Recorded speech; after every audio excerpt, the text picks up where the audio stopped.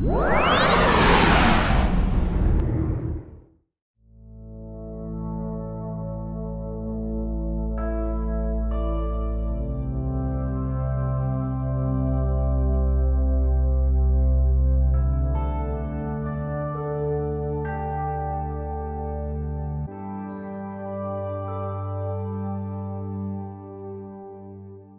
на очередном мероприятии Мафун Академии, на очередном занятии нашего онлайн-курса «Финно-угры России в 20 веке. Язык, права человека, власть». Наш курс посвящен попытке построить комплексный взгляд на те процессы, которые происходили с финно-угорскими народами России в 20 веке, и на то, какой отклик получали ключевые преобразования, реформы, какие-то великие события 20 века у финно-угорских народов России, какое преломление они имели для наших народов. У нас два блока. Первый исторический, где мы какие-то конкретные события рассматриваем, явления. Второй тематический, где мы смотрим на 20 век или отдельные периоды 20 века через призму отдельных дисциплин, таких как демография, социология, социолингвистика и так далее. И сегодня у нас вот как раз первая лекция такого тематического блока. Лекция или скорее даже семинар, потому что мы постараемся провести в таком более открытом и партисипативном ключе, предоставив возможность вам для большего участия как бы в этом семинаре. И этот семинар посвящен социологии и такому социологическому взгляду на положение финно-угорских народов России в последние 30 лет. Наш спикер сегодня Алексей Кимович Конюхов, кандидат социологических наук и общественный деятель. Я благодарю вас всех за то, что вы нашли время и возможность к нам присоединиться. Отдельно благодарю тех участников, которые ходят на наши мероприятия из раза в раз и постоянно посещают наши лекции и семинары. И прежде чем мы перейдем к докладу и семинару, я кратко вам расскажу о том, как это сегодня будет устроено. Условно, из 5 блоков будет состоять сегодняшняя лекция Алексея Кимовича, и мы решили, что после каждого блока мы будем давать возможность вам задать вопросы, написать свои комментарии, высказаться. Ну что, на этом тогда все. А теперь, пожалуйста, я предоставляю слово Алексею Кимовичу Конюхову, и спасибо за то, что он готов у нас сегодня выступить. Спасибо. Приветствую всех. Как говорят, из наших малочисленных народов, достаточно много, как я понял, записано на эти семинары. Я считаю, что сами по себе эти семинары очень хорошая работа на будущее. Но прежде чем начать, я бы хотел остановиться на некоторых таких методологических вопросах и, может быть, даже сказать или отметить несколько вещей, которые относятся к социологии. Первое, очень многие вообще говорят, что социологии как науки нет. Но с другой стороны, я всегда говорю, что социология, она залезает фактически во все отрасли. Но невозможно быть специалистом во всех аспектах, поэтому у каждого социолога есть какое-то направление, в частности, национальными вопросами. И, в общем-то, по большому счету, я занимался где-то лет 30, и у меня достаточно много, на мой взгляд, мнений и суждений очень часто, которые противоречат обыденному сознанию и, может быть, входят в несколько противоречия. Следующий вопрос. Сейчас все многие говорят о переписи населения, и почему я хочу затронуть этот вопрос. У вас там, как я знаю, будет еще из 2 частей, этнодемография, я имею в виду демографическая ситуация. Но я хочу сказать, что в данном случае то, что произошло в 2021 году, это такая ситуация, которая фактически повторяет ситуацию предвоенной переписи населения, когда надо было увеличить количество населения, а сейчас, наоборот, ее уменьшили очень интересно. Я проанализировал это не по всем финно-уграм, вы зададите, там Орлов, по-моему, да, будет выступать, вопросы по поводу демографии финно-угров. Мне звонили из Карелии, где ситуация вообще плачевная по переписи населения. Но я скажу так, что и социологи тоже исходят из переписи населения, особенно что касается опросов. 2 вопроса, на которых сейчас необходимо остановиться. Первое. Не верьте социологическим опросам, когда публикуются какие-то цифры доверия, недоверия. Во-первых, социология в последнее время стала использоваться как политтехнология, и по большому счету реально опросы сейчас проводить невозможно. Поэтому я фактически перестал уже, фактически года 3 перестал проводить полевые опросы, поскольку самая главная проблема, с которой сталкиваются социологи, это так называемая недостижимость. То есть фактически невозможно опросить людей в нормальной обычной ситуации. То ли двери не открывают, то ли не хотят отвечать, боятся отвечать. Ну, очень много вопросов, на которые реального выхода фактически нет. Поэтому один из методов, который используется, это так называемые фокус-группы, которые более-менее дают более-менее адекватную ситуацию в связи с теми процессами, которые происходят в стране. Но этот метод тоже имеет свои недостатки, как и любые методы. Следующий вопрос. Значит, я провел анализ только по республике. Факты. Значит, если у нас население в республике на начало 2021 года было где-то 850, я не буду останавливаться подробно и не говорить конкретно о цифрах, поскольку, как и большинство людей, я сам их вообще-то плохо запоминаю, поэтому буду говорить о тенденциях. Далее происходит перепись, и население республики вдруг уменьшается порядка около 80 тысяч, становится людей меньше. При этом, когда я начинаю выяснять эти вещи, то возникают две проблемы. На сайте статистического управления лежат и обосновываются две цифры. Одна, которая была старая, 800 с лишним тысяч населения республики, и другая, 700 с лишним тысяч населения.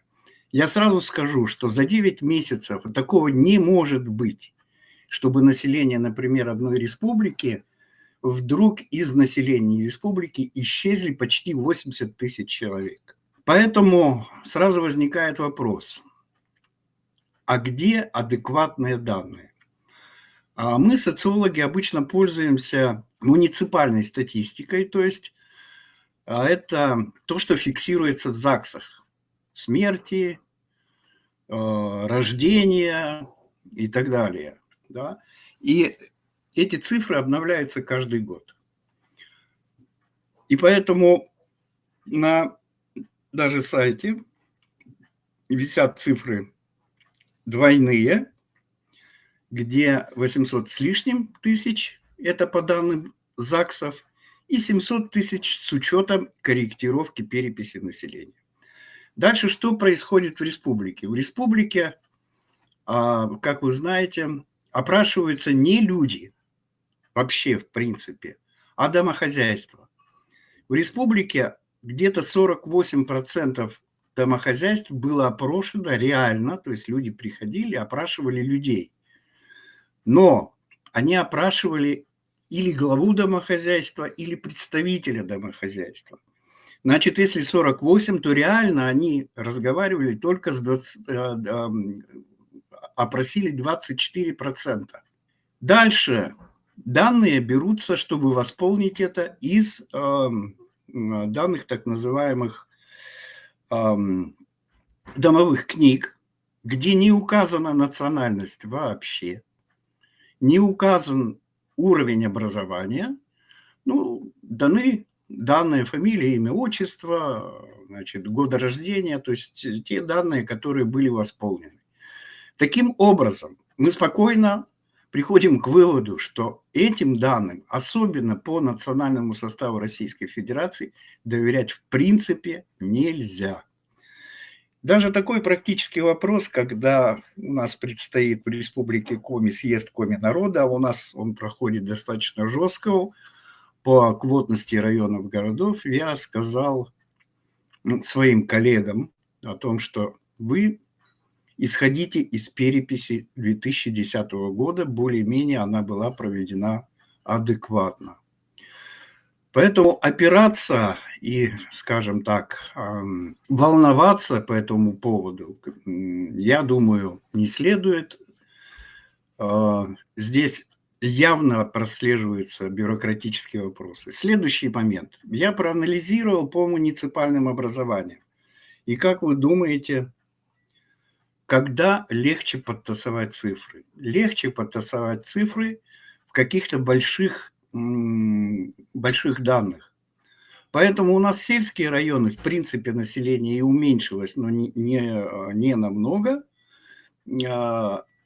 Как обычно, это где-то порядка 1-2%.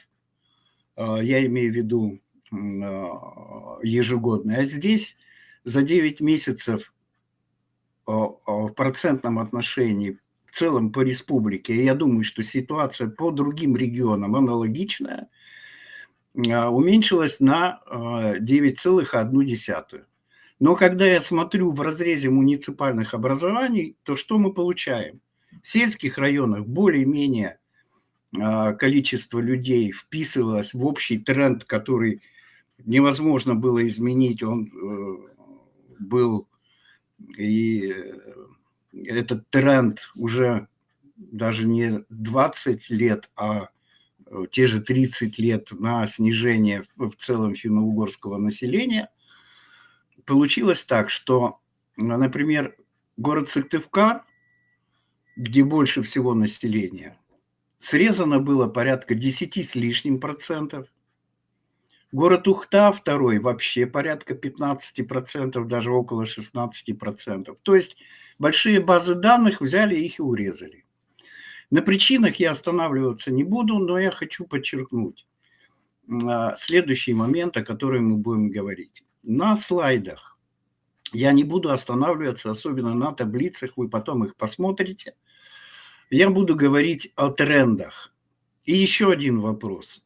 Мы, к сожалению, а с другой стороны, с радостью провели в 2006-2007 годах сравнительное исследование финно-угорских народов Российской Федерации. Была выпущена книга, если кто-то заинтересуется, вы можете ее найти. Те тенденции, которые мы там отметили в цифрах и так далее, и некоторые таблицы здесь будут повторяться в данной презентации, в общем-то, подтвердили ту динамику и те процессы у финно-угорских народов, которые происходили и которые, в общем, по большому счету, многие исследователи, а фактически были исследователи из всех, ну не из всех регионов, конечно, а в основном из республик, и историки, и специалисты в разных отраслях, для того, чтобы сделать такое сравнительное исследование, вы сами понимаете, что один социолог или просто социологи с этим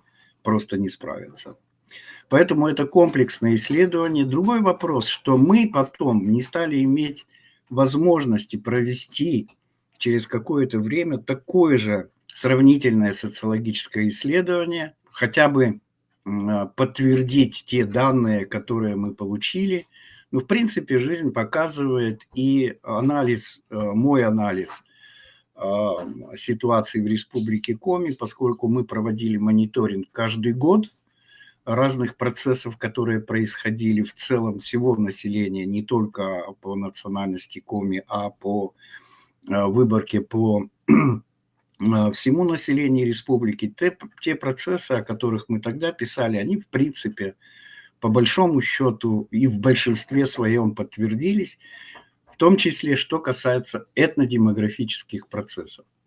Там 3 слайда, я очень коротко остановлюсь. Какой вывод, на каких выводах хочется остановиться? Первое. Ассимиляция, о которой мы говорим, очень часто, вернее, говорят, и в обыденном сознании, прежде всего, говорится о том, что финно-угры подвержены ассимиляции. Я в какой-то степени могу согласиться, но ассимиляция не самый главный процесс. Самый главный процесс – это аккультурация. То есть это более широкий процесс, в который вкладывается, первое, как ассимиляция, как мы ее понимаем, очень часто изменение идентичности, с одной стороны, переход на другой язык, о языке мы потом переговорим, и вообще восприятие некой чужой культуры. И культура, опять же, в широком смысле. культуры, в том числе управленческой культуры. Ну, то, о чем обычно говорят, как вертикаль власти, влияние средств массовой информации на сознание людей в широком смысле и в узком смысле, в том плане, что средства массовой информации в том числе влияют и на смену идентичности, на процессы оккультурации. Вы даже возьмите по республикам долю информации, например, на национальных языках, которая звучит, скажем так, в повседневной жизни. Мы исследовали вопросы и специфику, допустим, того же языка, как он используется на работе, как он используется дома и так далее. То есть процесс оккультурации сам по себе шире, и который включает те процессы, о которых я сказал. Поэтому, когда мы занимаемся вопросами национальных отношений, сразу скажу, потом, может быть, на нем будем останавливаться, но я вообще не люблю этот вопрос как таковой, потому что национальные отношения во всех регионах, как правило, очень хорошие. И когда у нас в Москве постоянно требуют как бы изучения межнациональных вопросов, но я вам скажу, что цифры фактически не меняются. То есть ситуация, вот как мы говорим, что у нас люди живут дружно и так далее.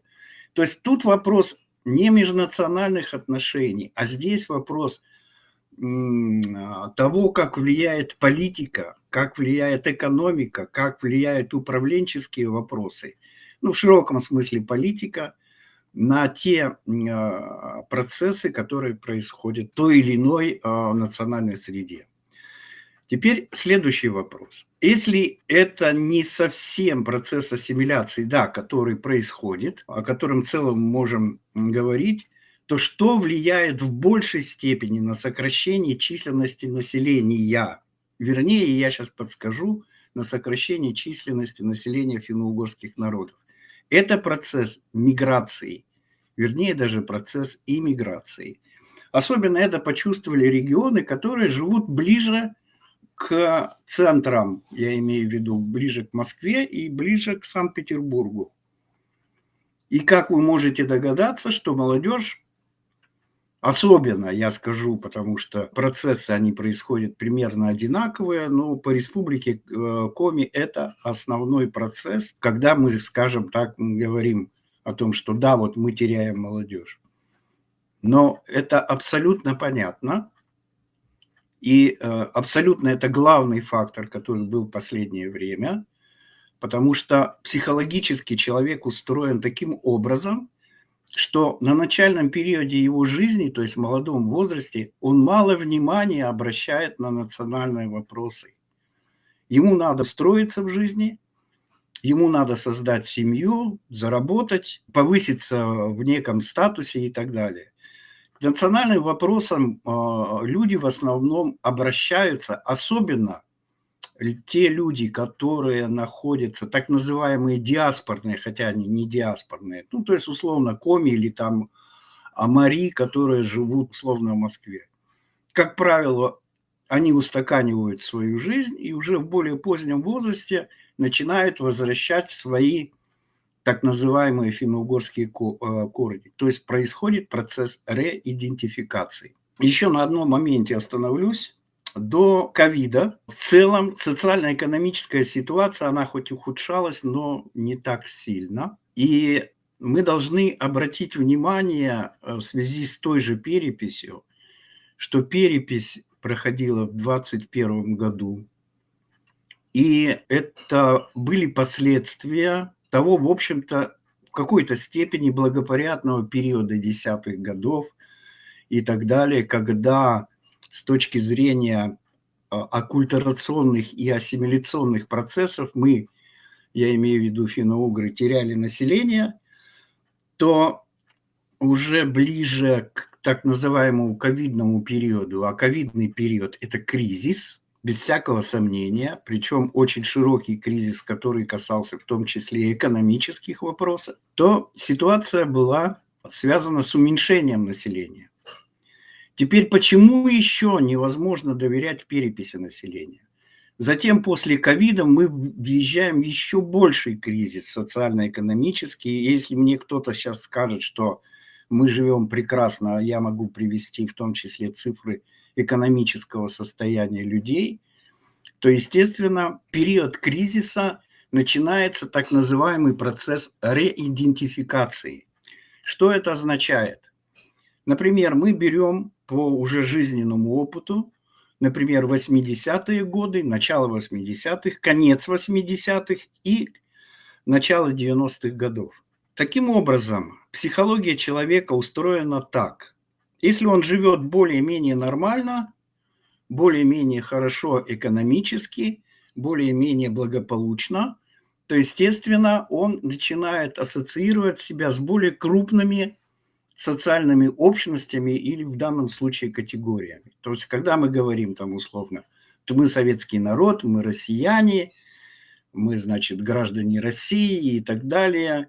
То есть у человека, так сказать, прекрасные периоды жизни происходит такой психологический, социально, вернее, психологический процесс. Но когда начинается кризис, и это вы, наверное, чувствуете многие из вас, люди начинают атомизироваться. То есть мы и так друг друга плохо знаем. Мы плохо знаем друг друга даже по соседской площадке. Но в периоды кризиса, и причем острого кризиса, атомизация начинается еще сильнее. И тогда люди начинают ассоциировать себя в большей степени не с большими социальными категориями, а как бы уходят в более мелкие социальные группы. То есть в семью, в некую национальную общность, но в большей степени в территориальную общность. Ну вот на вопросе территориальной общности я потом немножко позже остановлюсь, поскольку это очень интересный вопрос, который в большинстве своем связан и с национальными отношениями, и с той ситуацией, в которой находятся финно-угорские регионы. То есть мы сейчас переживаем кризис, мощный социально-экономический кризис. Более того, он еще и психологически очень сложный. Поэтому, естественно, люди будут ассоциировать себя с более маленькими социальными группами. И конец 80-х, 90-х годов показал, особенно по микропереписи 93-го года, что у многих народов, финно-угорских в том числе, произошла реидентификация. То есть они вернули себе национальность, которая была у их родителей, которая была, ну, в общем, которая была у их предков. Далее с улучшением, скажем, социально-экономической ситуации, в процессе оккультурации, эта идентичность начинает теряться, и вы можете себе сейчас экстраполировать все эти моменты на нынешнюю ситуацию. Поэтому реально, в общем-то, большого какого-то сокращения среди финно-угорских народов в принципе быть не может. Поэтому то, кто, как, каким образом нарисовал. У нас в республике пририсовали, вернее, не пририсовали, а отрисовали, да, небольшую часть коми-населения, а, например, в республике Карелии среди карелов действительно достаточно много. Да и среди татар тоже достаточно много. Но тенденция сейчас такова, и я могу с полным основанием сказать, что да, уменьшение финно-угорского населения будет по тем, кстати, причинам, которые были заложены и даже не в 80-е годы, а вообще с конца 50-х годов, современный период, когда перестали изучать финно-угорские языки, вернее, когда исчезли предметы на родном языке, которые преподавались в сельской местности. То есть вот это был удар, который, в принципе, потом отразился и на 80-х, на 70-х, 80-х годах. Поэтому я всегда говорю не о тех цифрах, которые мы получили, а стараюсь говорить о трендах, замеры которых хотя бы систематически могут каким-то образом повлиять и сделать какие-то выводы. Получив какую-то цифру на определенном социологическом срезе, это в принципе, да, дает информацию, но это частичная информация. Поэтому вот так, в общем-то, надо относиться и к социологии или к тем цифрам, которые, в общем-то, преподносят. Еще один момент, на котором мне хотелось остановиться. Очень часто, ну, скажем так, либеральная общественность относится к исследованиям. Все, что связано, например, с ЦИОМом и ФОМом, те, которые финансируются из государственного бюджета, там все понятно. Этим цифрам, в принципе, нельзя доверять. Вообще нормальная социология не может финансироваться из государства. С другой стороны, у нас фактически нет другого источника, и фактически мы сейчас пришли к тому, что было, в общем-то, до начала 90-х годов, когда фактически социологии не только в натуре, как говорят, но и формально не было. Каким образом, сделаю подсказку, ну как ее решить, я не знаю. Например, за меньшие деньги, благодаря мониторингу, который проводится хотя бы раз один в год по общей, скажем, областной, по общей республиканской выборке, вы можете, не задавая процентную численность, например, коренного населения, вы можете спокойно вычислить реальное число. А для этого переписи не нужны. Особенно такие переписи, которые прошла сейчас в Российской Федерации. Вот, в общем-то, коротко, о чем я хотел сказать. И что не забыл. Если есть вопросы, пожалуйста. Есть вопрос, о какой книге упомянул уважаемый коллега? Можно ли узнать, о какой книге вы упомянули? Да, она называется «Финно-угорские народы Российской Федерации». Сейчас я ее даже покажу. Нет, «Финно-угорские народы России. Вчера, сегодня, завтра». Да, известная такая. Фолиант известный. Он ценен тем, что это действительно сравнительное исследование, и которое подтвердило общие тенденции у всех народов. Но я даже больше скажу, не только у народов, но и у регионов и территорий. Создается впечатление, да, что у финно-угров особенно высокий показатель межнациональных браков. То есть он сравнительно выше, чем, например, там у других соседних народов, у татар или башкир. Ну, не говоря уже о народах, например, там Северного Кавказа или народах там Сибири, Дальнего Востока. Влияет ли это на оккультурацию или Так, ассимиляцию финно-угров? И какая здесь связь? конечно, влияет. Но, знаете, сейчас любимая фраза у многих: не все так однозначно. Как правило, особенно в замкнутых группах, если даже человек или пара разных национальностей, если поскребсти, то вы увидите там предков тех же Марий.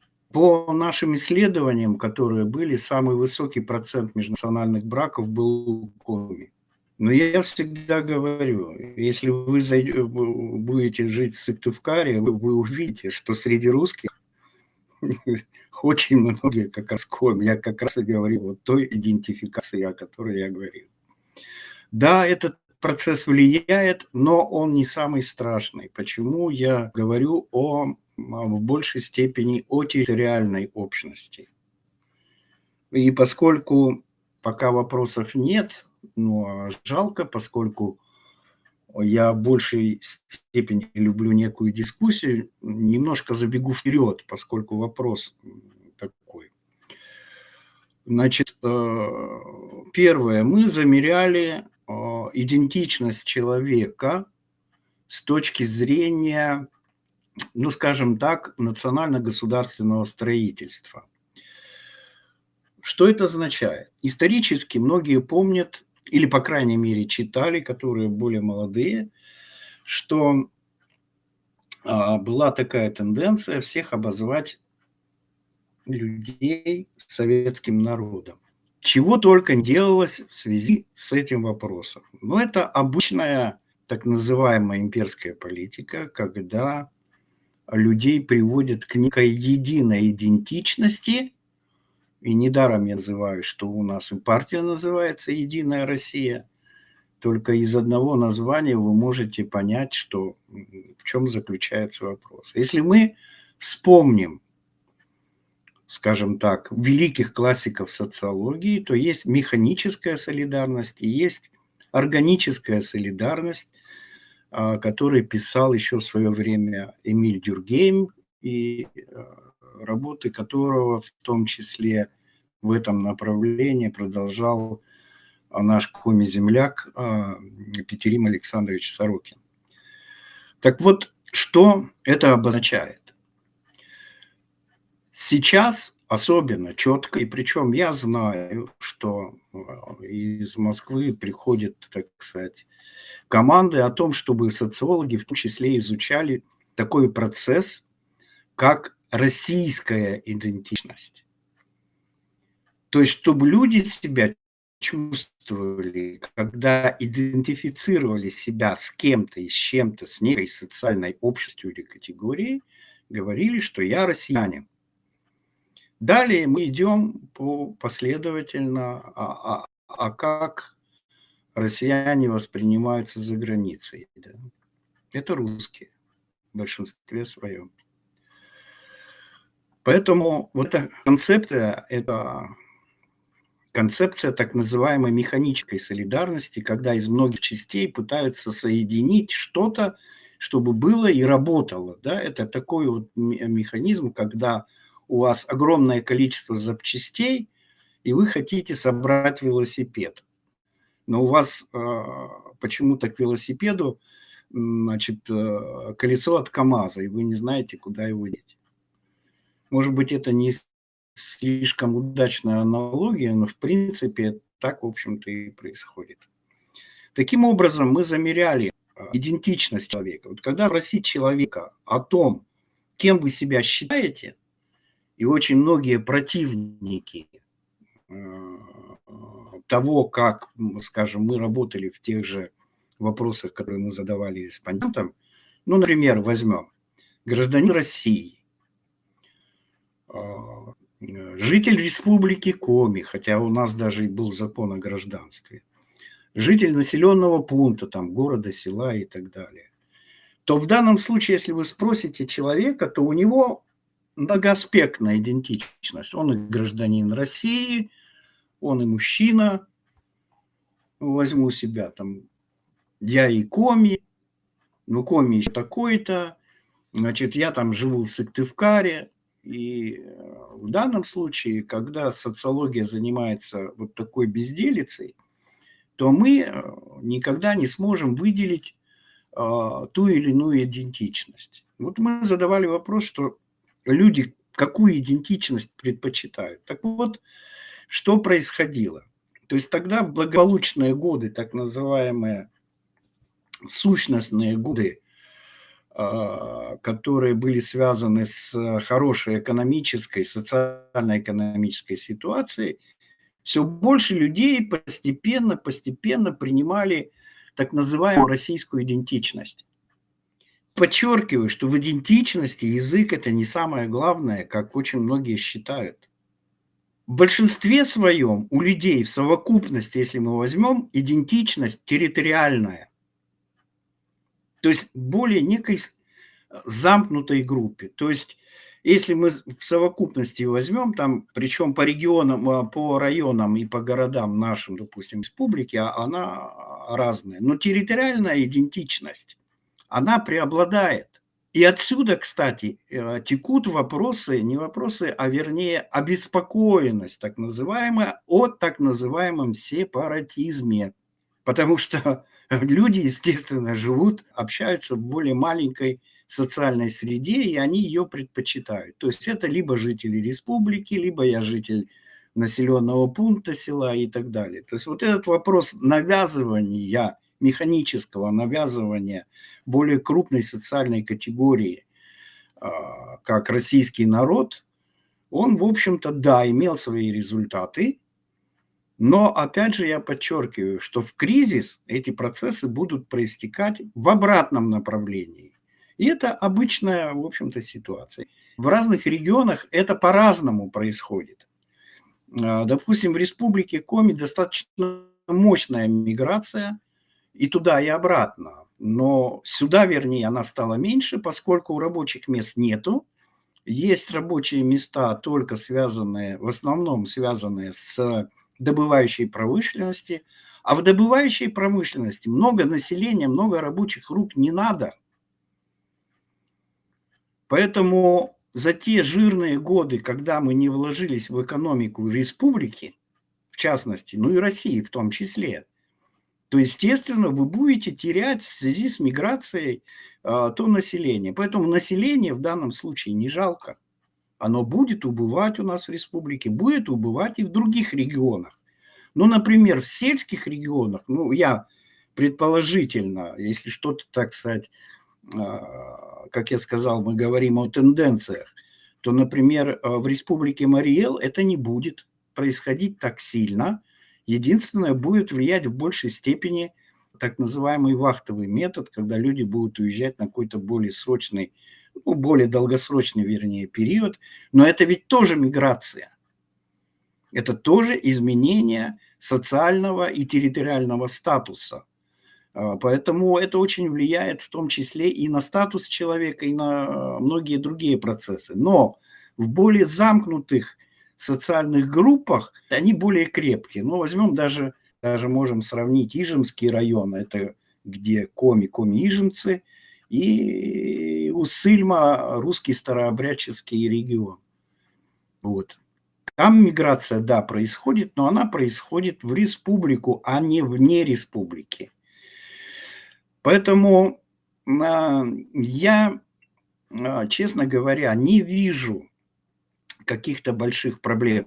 Да, влияет смешанные браки, но на смешанные браки в большей степени влияет внешние факторы.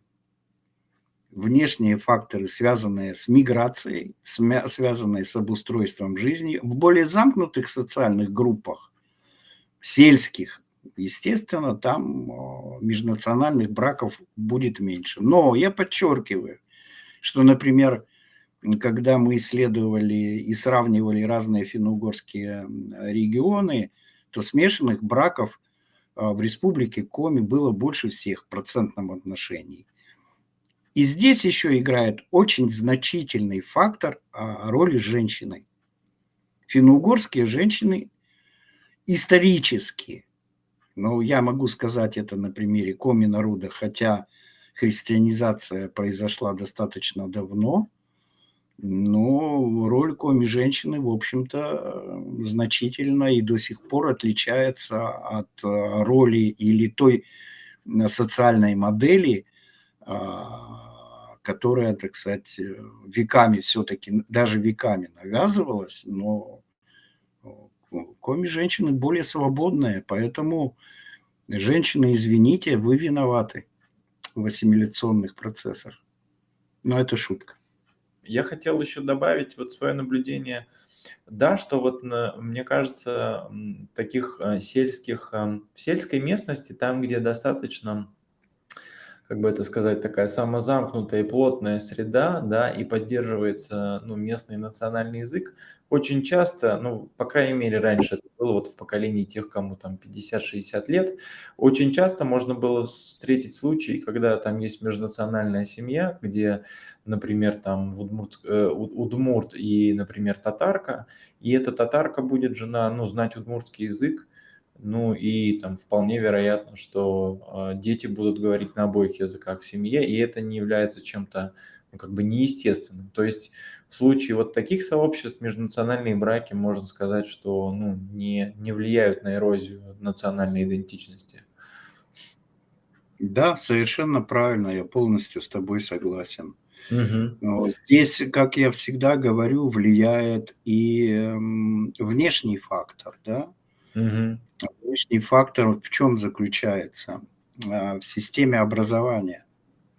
Значит, ну, я сужу и по своим детям, и из опыта, и если вам всем будет интересно, мы изучали ведь, насколько люди знают национальность своих родителей, свою национальность, и как предполагают, какая национальность будет у их детей. Мы там, в общем-то, выписали тренды, на которых можем попозже остановиться. Вот. Но внешний фактор очень интересен. Почему я обращаюсь всегда к внешнему фактору, то есть к фактору оккультурации. Мгм. То есть, да, вы в семье, и, как правило, ну и коми, и на национальной семье, особенно в селе, они говорят вообще на смешанном языке, как правило. И знают, грубо говоря, и тот, и другой, и исторически так было. Но когда ребенок идет в детский сад, его целенаправленно отучают от родных языков. Мгм. И Мгм. вот здесь И вот здесь, в сельской местности, родителям в некоторой степени легче, поскольку далее более широкое их окружение, оно тоже, в общем, не русскоязычное, да, и тогда им легче сохранить. А когда вы в городе, и на вас идет, в общем-то, внешнее давление и от окружения, более дальнего окружения, средств массовой информации, системы образования, и так далее. Вот здесь все, вот вы начинаете, то есть ребенок ваш начинает переходить, ты хочешь или не хочешь, на какой-то другой язык. Да я чего далеко ходить. Я когда пошел в школу, я русский язык вообще плохо знал. Ну, а результат? Мгм. Да, давайте вот появились вопросы достаточно много. Давайте я их озвучу. Был вопрос Давай. такой: может ли урбанизация и укрупнение и объединение регионов стать катализатором укрупнения национальных идентичностей, как, например, возникали Югославия, Чехословакия и так далее? В России это невозможно. Югославия – это тот же Советский Союз. Мгм. А, ну, знаете, тенденция, я сейчас не буду останавливаться, особенно на политических вопросах.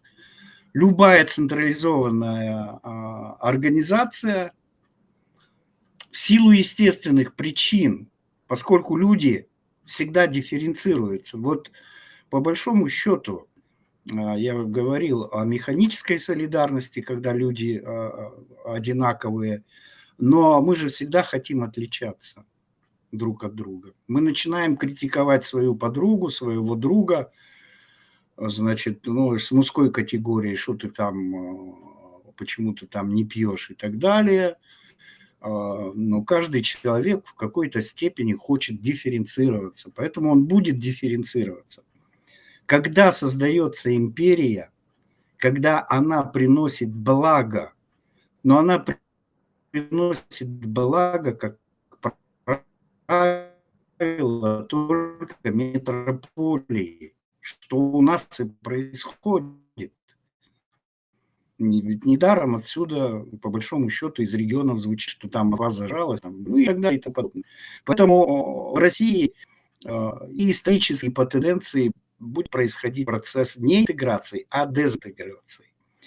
Другой вопрос, например, могут ли образоваться некие социально-экономические регионы, которые, ну, скажем так, в какой-то степени будут одинаково, территориально одинаково. Это вопрос, в принципе, в большей степени экономический, он даже не социальный.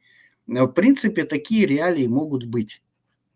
Вот. Я вообще считаю, что ну, вы возьмите, допустим, ту же Украину.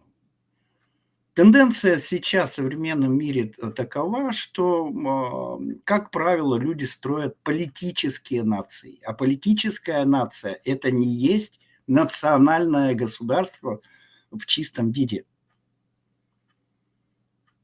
Да, там бывает какой-то этнический преобладающий элемент, но при том, что развиваются и другие этнические составляющие. Но это и есть политическая идентичность. Поэтому как бы югославский вариант в том виде, в котором, в общем, он произошел, я думаю, будет происходить в России. Это тенденция, это не сепаратизм, Мгм. как многие пытаются это назвать. Мгм. Но Мгм. я думаю так. Не знаю, ответил я на вопрос. Я Да, я только думаю, наверно, ну, похоже, да. Ждем тогда комментарии. Следующий вопрос. Очень заинтересовали слова о том, что в сложных социально-экономических условиях люди ищут себя в малых сообществах, семьях, небольших этнических и конфессиональных группах и так далее. Если я правильно вас поняла, скажите, опубликованы ли где-то эти ваши мысли, чтобы можно было познакомиться подробнее и сослаться на источник? очень коротко в этой книге. Вот. Остальное, к сожалению, друзья мои, я вам скажу. Все то, что я делал, оно засекречено, потому что у нас социология, к сожалению, обслуживает власть придержащих, поэтому в открытом доступе этого нет, как правило. Есть некие мои интервью личные, но их не так много.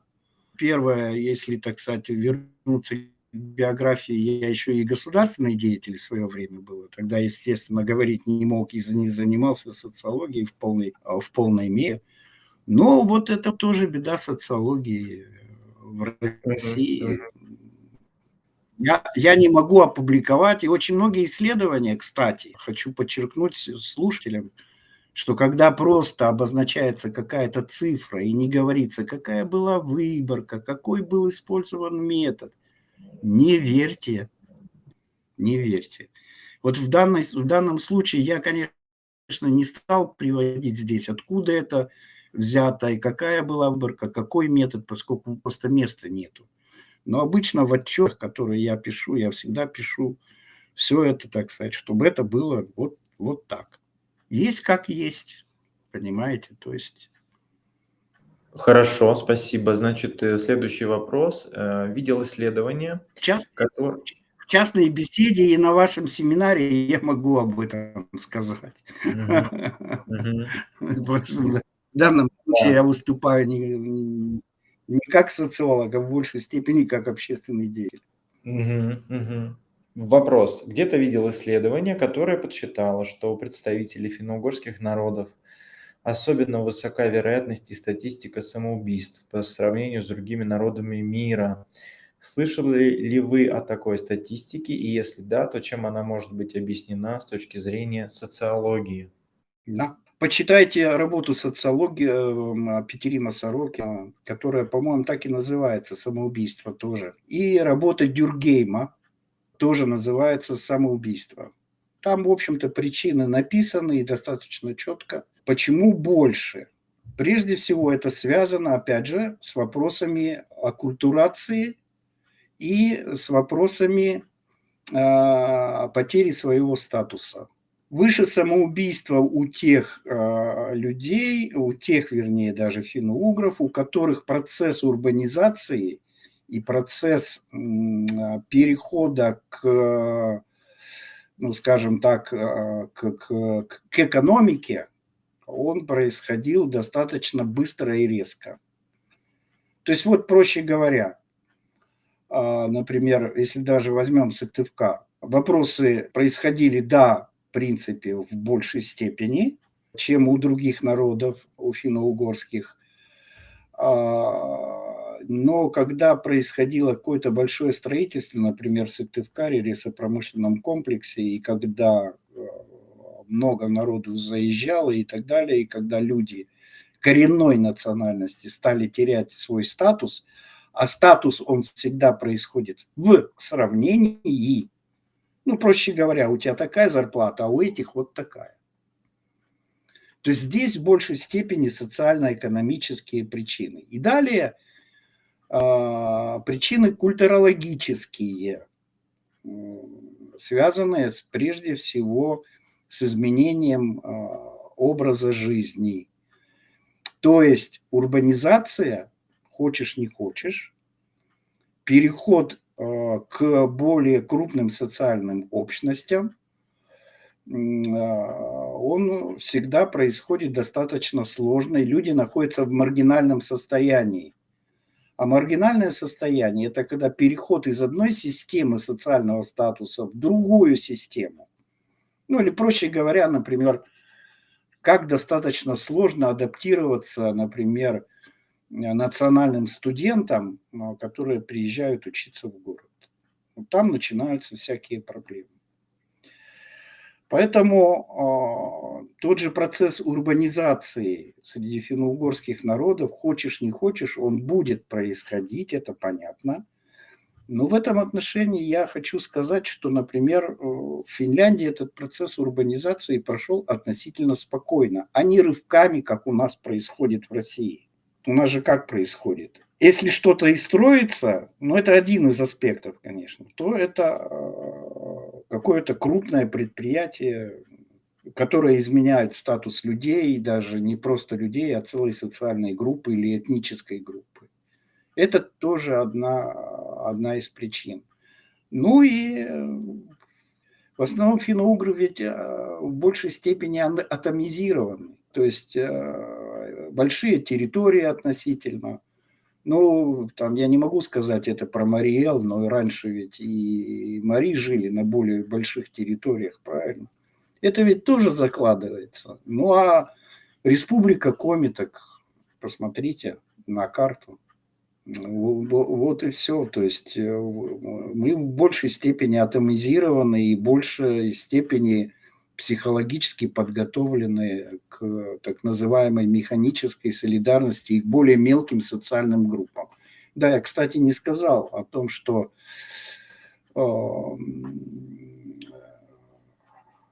касается, скажем так, некой сплоченности, то как бы осознание своей национальности и национальной принадлежности, например, у финно-угров гораздо выше, чем, допустим, у других народов. Но другие народы, например, в каком-то регионе либо живут как этническое меньшинство, то есть диаспора какая-то, либо вот у русских это, в общем-то, российская идентичность. С этим очень много связано. Дальше такой комментарий есть. Сегодня нередко говорят, что русский – это не столько этноним, сколько политоним, то есть самая крупная общность, которой выгодно себя причислять. Возможно, в этом одна из причин уменьшения численности, в том числе и финно-угорских народов. Сегодня русский – это тот, кто поддерживает и разделяет политику государства. Ну, я согласен полностью, да, что это политоним. Вот. Дальше давайте мы пойдем дальше. А кто такие русские? Да? Просто речи я всегда говорю, русские – это смешанные украинцы с финно-уграми, это русские. Поэтому это молодая имперская нация. Молодая имперская нация как таковая, хотя, как говорит, что значит, у нее там древняя история и так далее, ну, давайте не будем сравнивать, она всегда агрессивна. Вот. И когда ты в этой агрессивной среде, с агрессивной средой сталкиваешься, да, поэтому, ну, даже мы возьмем Конституцию, это там, значит, Россия, это Российская Федерация, в скобках Россия. Да, очень много таких вопросов маркерных, которые говорят именно об этом. Ну, это империя, ну, что вы хотите?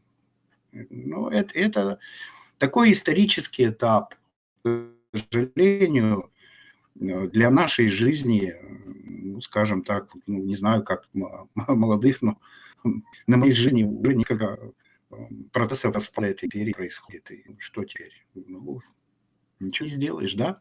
Я согласен полностью. Участники между собой обсуждают, что типа странно, что среди финно-угров достаточно высокие там показатели по количеству суицидов, при том, что Финляндия все последние годы возглавляет мировой рейтинг счастья. Вот, ну, не знаю, тут как бы какого-то вердикта нет в переписке.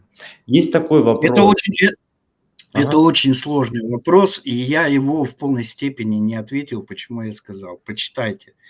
Это многофакторная причина.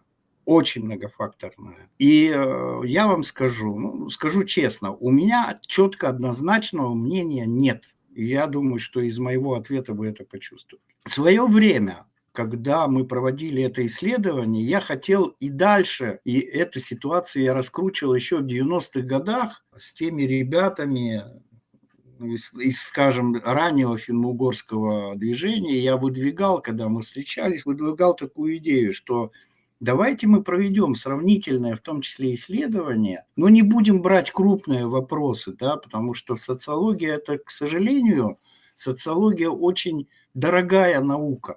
Это ведь не просто так, вышел ты на улицу и, значит, опросил, и радостный, значит, опубликовал данные. А у многих, в общем, такое отношение к социологии. Социология – это сложная наука. И вообще я хочу сказать, что, например, на Западе социология начинается не с общей социологии, да, о которой мы сейчас, в принципе, говорим, а с математических моделей, с математики. Вот. У нас, к сожалению, телега стоит впереди лошади в этом отношении. И была и такая идея у меня, чтобы исследовать именно причины самоубийств. Или, скажем так, даже не причины самоубийств, они описаны. И ну, почитайте в этой степени, это статья небольшая Сорокина о самоубийствах. Но там он не в общем смысле, как Дюргейм, да, это позапрошлый век он писал, описывал эти причины. А там, в общем-то, он несколько проливает свет, в том числе, ну, скажем так, на коме, да. Там проскакивает, но я так тоже понял, что, в общем-то, у него тоже однозначного ответа не было, и у меня его нет. Так, следующая реплика. Здравствуйте, вы сказали, что при аккультурации происходит перенятие систем управления. А есть ли какая-то система социальной иерархии, присущая финно-угорским народам? Немножко я не понял вопрос. Первое, я говорил прежде всего о государственной Да, структуре. да, да. Вот. В данном случае, если мы говорим в полной степени как бы, ну, о финно-угорских народах, в полной степени как бы они не владеют государством. Да. Ну, вопрос, А, наверное, тогда так, если переформулировать, я позволю себе додумать немножко. Идея такая, Ага. что какая собственная, вот как бы, какая собственная такая система социальной стратификации в финно-угорских сообществах, присущая именно им, не знаю, общинам там, например. То есть это сильно иерархизированное общество или там достаточно горизонтальное общество? Как у них выстроена такая общественная власть? Это сильно патриархальное общество или нет? Нет, я понял вопрос. Мгм. Во-первых, всегда у финно-угров идет тяга к горизонтальному обществу. Она была обоснована исторически, и так я вам скажу, поскольку в том числе и была моя идея, была предыдущая лекция о том, как работает консультативный комитет финно-угорских народов. Там нет иерархии, это горизонтальная организация. Это в том числе была моя идея, одна из моих идей, вернее, это и была идея коллег, о которой мы договорились. Поскольку в финно-угорском сообществе не может быть вертикально интегрированной структуры как таковой. Она, ну, скажем так, финно-угры к этому генетически не расположены. Поэтому при централизованной системе, это, кстати, один из внешних факторов, который влияет на аккультурацию и ассимиляцию в том числе. То есть, проще говоря, подчиненность, она очень интересная. Да? То есть, если мы говорим об иерархии, значит, мы говорим о подчиненности. Я просто приведу примеры из своей жизни. У меня отец в какой-то период работал в совнархозе. И такая была система при Хрущеве, когда экономически регионы были объединены, и то есть ну, вот эти идеи опять звучат сейчас о том, что вот объединим регионы, значит, вот там объединим, давай Коми с Архангельской областью, там, ну, хоть с Аляской, без разницы. Вот, но чтобы центр был, так сказать, русский. Это вот такая была идея. Вот когда говорят о демократии Хрущева, то в национальном вопросе его как раз он был абсолютный не демократ, а был абсолютный диктатор. Вот эта идея, она была, и я спросил тогда, уже позже, естественно, у отца, я говорю, слушай, а как вы, так сказать, функционировали в этой системе? То есть вот, как сейчас говорю, вот почему люди не выходят на демонстрации. А мы, говорит, просто ничего не делали, то, что они просили. То есть это забастовка, или как ее называют, итальянская забастовка. Ничего не делать. И таким образом эта централизованная система, это мини-централизованная система, так называемый Северный округ, и тогда она просто развалилась. Ну а теперь далеко зачем ходить? Что такое, например, Северо-Западный федеральный округ? Да это ничего. Ни экономической выгоды, ни политической выгоды. Это просто еще один надзирательный орган, по большому счету. Поэтому, ну что, кто его будет поддерживать? То есть у нас как ездили в Москву, так и ездили. Вот и все. Поэтому финно-угры всегда тяготели к горизонтальному обществу. Теперь мои некоторые исследования по поводу участия людей в общественных организациях. Общественные организации, как правильно понимаете, вы не можете ее толком построить как вертикальную структуру. С вами просто никто не будет работать, правильно?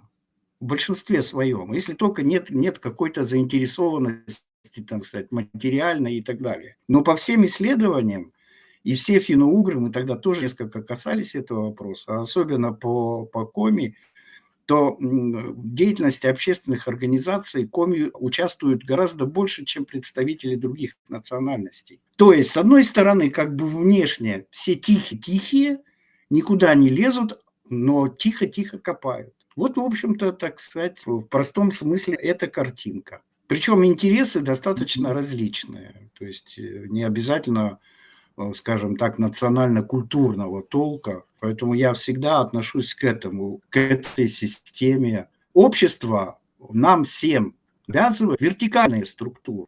Почему не работают те же ТСЖ нормально? И что такое общественная палата? Это вертикально выстроенная фактически бюрократическая структура. Вот и все. Вот. А финно-угры, я скажу, на Конгрессе сразу договорились об, прежде всего, вопрос консенсуса.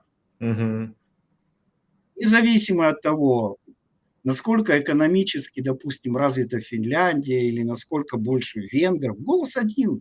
Это горизонтальная структура.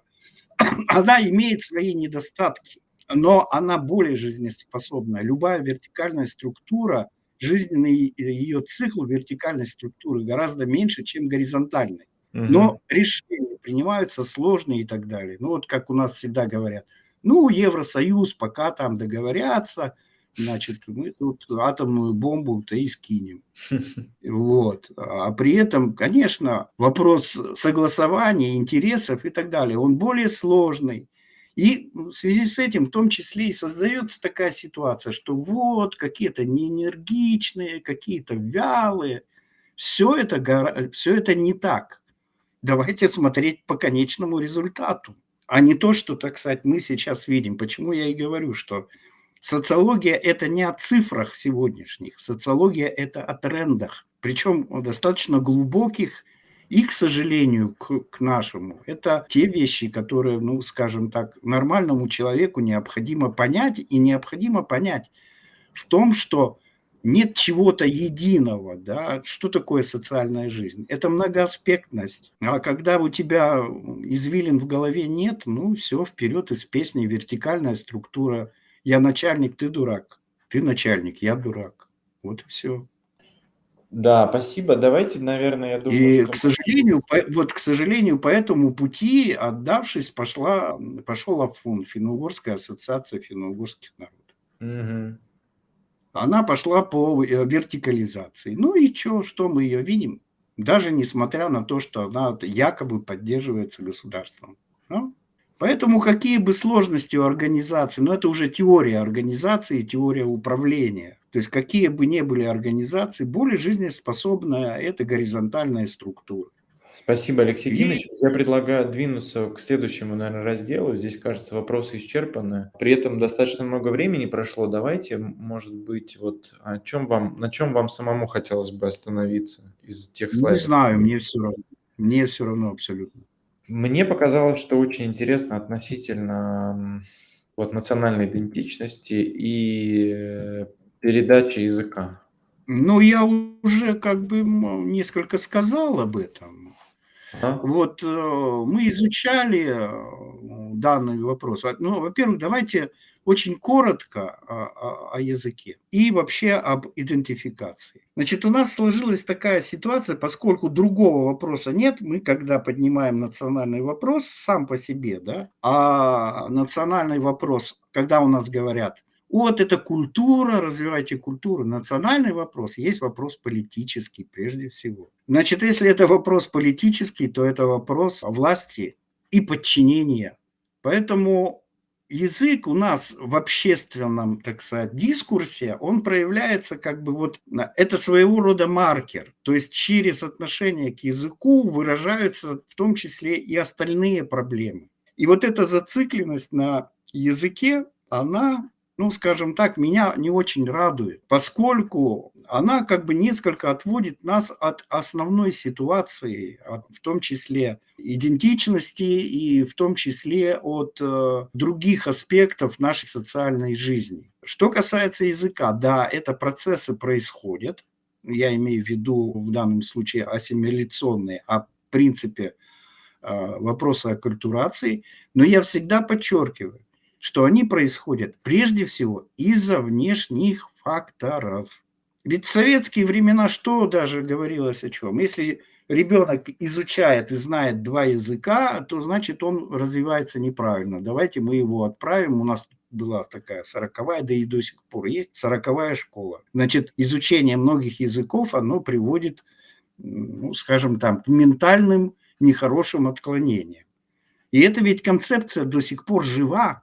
И сейчас в тех процессах, которые сейчас происходят, она опять начинает всплывать, поскольку язык, ведь даже возьмите ситуацию в Украине, что там происходит? Там же все начиналось с языка, а на самом деле проблема-то не в языке. Поэтому я подчеркиваю, что это и прежде всего внешние факторы, которые влияют на передачу языка из поколения в поколение. Теперь, насколько это трагично? Ведущий ли он фактор? Да, в свое время он был ведущий, поскольку мы не понимали. Но если мы сейчас возьмем современное общество, то что мне помешало, я знаю 4 языка. От этого я не стал глупее, от этого я не стал американцем и не стал англичанином, хотя мне снились сны, когда я учился на факультете иностранных языков, снились сны на английском языке. И что, я от этого стал англичанином, что ли?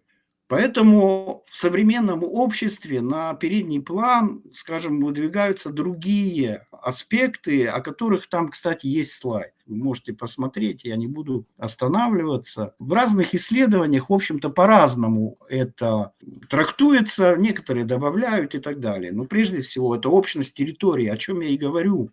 Но территория может быть утрачена, да, здесь очень много вопросов. Например, давайте далеко не будем ходить. Что произошло с венграми?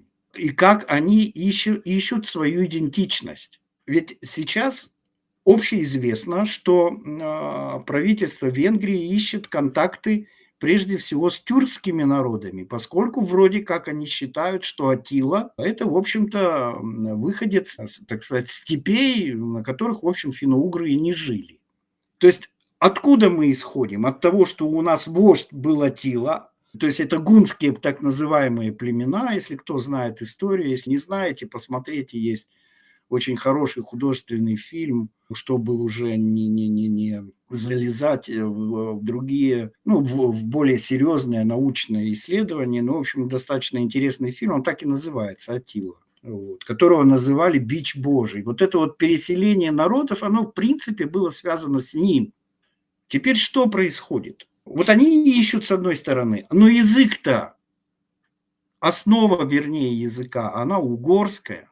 Вождь Аттила мог быть и тюрком, но гунны, естественно, были, особенно в то время, многонациональным народом, это же абсолютно понятно. Тогда и не было национальных государств, и национальность как таковая, мало вообще об этом никто и не говорил. Были племена и так далее, которые потом объединились и так далее. То есть исторический период необходимо иметь в виду. Поэтому и владения Аттилы вообще простирались фактически на всю Евразию. Но теперь Венгрия совсем маленькая. Более того, в Венгрии есть вот этот аспект, который очень часто не учитывают, особенно сейчас в Украине. Но у венгров до сих пор, если так на них, так сказать, в них копнуться, вот этот имперский синдром, он тоже остался, то есть синдром Австро-Венгерской империи. И у них один из основных вопросов – это как защитить венгров после особенно Трианонского мира, так называемого, когда большая часть венгров, вообще даже небольшая, а значительная, оказалась вне территории Венгрии, которая, естественно, если это не государство, то оно подвергается большей ассимиляции. Ну, такие же аналогии можно привести и с народами финно-угорскими Российской Федерации, даже которые проживают в республиках, якобы имеющие, так сказать, некую самостоятельность. Никакой самостоятельности тут нету. Таким образом, язык, в общем-то, может то есть нация как таковая может перейти на другой язык. Это вполне реально. Другой вопрос, каким образом государство будет его, как в Израиле, восстанавливать, или как, допустим, в Австралии будет тот же английский язык со своими особенностями, или в США. От этого же они не стали опять англичанами.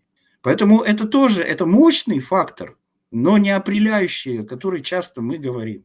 Ну и далее другие вещи. Поэтому любое более-менее модернизированная общность, она переходит на территориальные вопросы, на, скажем так, так называемую историческую судьбу, есть единение какое-то, да, которое вот там далеко в истории и так далее. Поэтому это для любого народа это необходимо.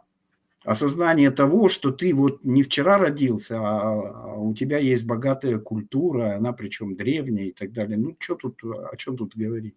Вот. Которая влияет в том числе на этническое самосознание. Поэтому я всегда говорил, что не надо абсолютизировать язык. Его надо внедрять с детского сада и дальше продолжать, чтобы у него была преемственность. Это государство может запросто сделать. В этом нет проблем, по большому счету. Когда говорят, ну вот, нет перспектив у языка. Да есть они перспективы. Это политический вопрос, а не только языковой. Но это, конечно, не значит, что я там сторонник того, что вот тут раз и всех заставить тут же изучать. Нет. Это процесс, как и процесс обретения языка, очень непростой и долгий процесс. Вот даже на нашем современном примере, скажем, реидентификация в 90-х годах языка произошла у нас. Ну, я думаю, что многие знают и говорят об опыте Республики Коми в этом вопросе и так далее.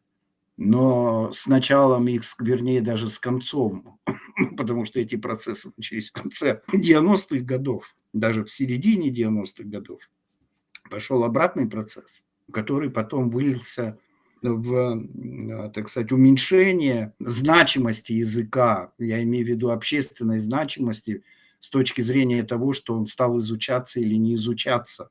То есть его перестали изучать, и в школе прежде всего, особенно после статьи Владимира Владимировича Путина, который, так сказать, очень хитро обозначил эту проблематику и так далее. Как только выступал по национальному вопросу, у меня сразу волосы дыбом вставали. Вот, и поэтому, ну вот сейчас, например, у нас в республике, ну благодаря в основном сыктывкарскому представительству, стали снова как бы вернулись к тому, что надо изучать язык, и опять классы стали опять появляться. Ребята, но в это время упустили весь период. И второе, хорошо, если у вас уже ребенок перешел в детском саду на другой язык, ну что вы хотите, что вы получить? Здесь нужна преемственность. И преемственность прежде всего в образовательной системе, то есть в социальной среде. Орден можно отдать тем семьям, которые разговаривают сразу на разных языках. Вот и все. И современный мир – это разные языки. И тогда это позволяет понимать людей, в принципе, как бы, в чем сопротивление общественное. Да у нас люди ленивые. Если сейчас скажи, давайте не будем изучать математику, и не будут изучать. Вот родители начинают говорить о том, что Вот у нас не знают там языка, мы с ребенком не можем заниматься. А вы в математике можете заниматься? Да ни хрена вы не можете. В английском языке. Каким образом я по первому образованию филолог и могу вам сказать, что вообще методика преподавания иностранных языков, она мало чем изменилась. Но жизнь в связи с развитием интернета заставила многих хотя бы чего-то вякать на английском языке. А так обучай, не обучай языку. Кто выходили люди, которые не только английского языка, и русского языка нормального, в общем-то, не знали. Поэтому проблема не в этом. Это должна быть очень четкая, систематическая, прежде всего, политическая проблема. Вот что касается так называемой диаспоры, те, которые живут не в государственных образованиях, это касается Коми, это в меньшей степени касается прежде всего поволжских народов, да, там проблема. Там, поскольку, скажем так, администрация не будет и нет политической воли, да, к сожалению, скорее всего, эти процессы, да, и наше исследование это показало, что там идет абсолютно... Мы даже делали таблицу, в общем, каким образом идет межпоколенческая передача. Я одну из самых маленьких табличек я, по-моему, сделал. Вернее, привел здесь, кажется, так. Да, функционирование. Я поэтому даже эти таблички и привел в связи с переписью, как микроперепись, каким образом, так сказать, динамика происходила, первый и второй язык и так далее. То есть это более, то есть язык – это не культурологическая проблема, это и экономическая проблема тоже.